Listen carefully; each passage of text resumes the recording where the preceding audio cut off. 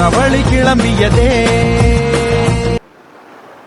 நான் லிப்னேஸே பச்சிக்கிட்டே இருக்கேன். நாளைக்கு அனாட்டமி ஐயாவாமா சார், என்ன பண்றேனே தெரியல சார். என்ன சார் இவ்வளோ இருக்கு, எந்த டாபிக் படிக்கனே தெரியல சார். இவன் என்னடா தூங்கிட்டு இருக்கான்?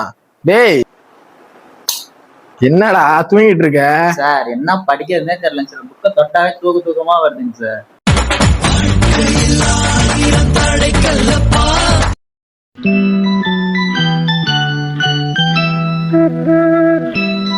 என்னங்கடா ஐயாக்கெல்லாம் பசிட்டீங்களா?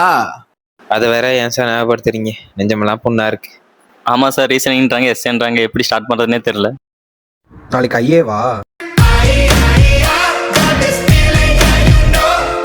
சரி வாங்கடா, உங்களுக்கு ஐயா எப்படி படிக்கிறதுன்னு சொல்றேன். ஃபர்ஸ்ட் ஐயாக்கு எப்படி படிக்கணும்னா, உங்களுக்கு வந்து ஒரு டாபிக் வந்து ஐயாக்கு சொல்றாங்க அப்படின்னா, நீங்க ஃபர்ஸ்ட் கொஸ்டின் பேங்க் ஓபன் பண்ணி பாருங்க. ஃபார் எக்ஸாம்பிள் ஃபர்ஸ்ட் இயருக்கு நாங்க வந்து டைட்டன்ஸ் கொஸ்டின் பேங்க் தான் யூஸ் பண்ணுவோம். ஜெனரல் அண்ட் உங்களுக்கு எக்ஸாம்னா நீங்க கொஸ்டின் பேங்க் ஓபன் பண்ணி எந்த கொஸ்டின் இம்பார்ட்டன் பார்க்கணும். Let's play off long phone 5 star போட்டிருக்கு.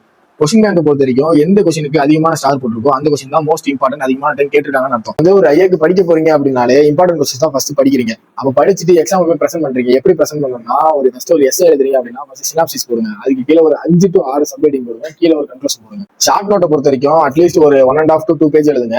எல்லா ஷார்ட் நோட்டுக்குமே கிளினிக்கல் அனாட்டமி, கிளினிக்கல் பிசியாலஜி கண்டிப்பா எழுதி ஆகணும். ஏன்னா அது எழுதினாலே 1 to 1.5 மார்க் கன்ஃபார்ம் போட்டுருவாங்க. இந்த மாதிரி யூஸ்ஃபுல்லான மெடிக்கல் கண்டென்ட் நீங்க தெரிஞ்சுக்கணும்னா இப்பவே நம்ம ஐடியா ஃபாலோ பண்ணி வச்சுக்கோங்க. மறக்காம இந்த வீடியோ உங்க ஃப்ரெண்ட்ஸுக்கு ஷேர் பண்ணி விடுங்க.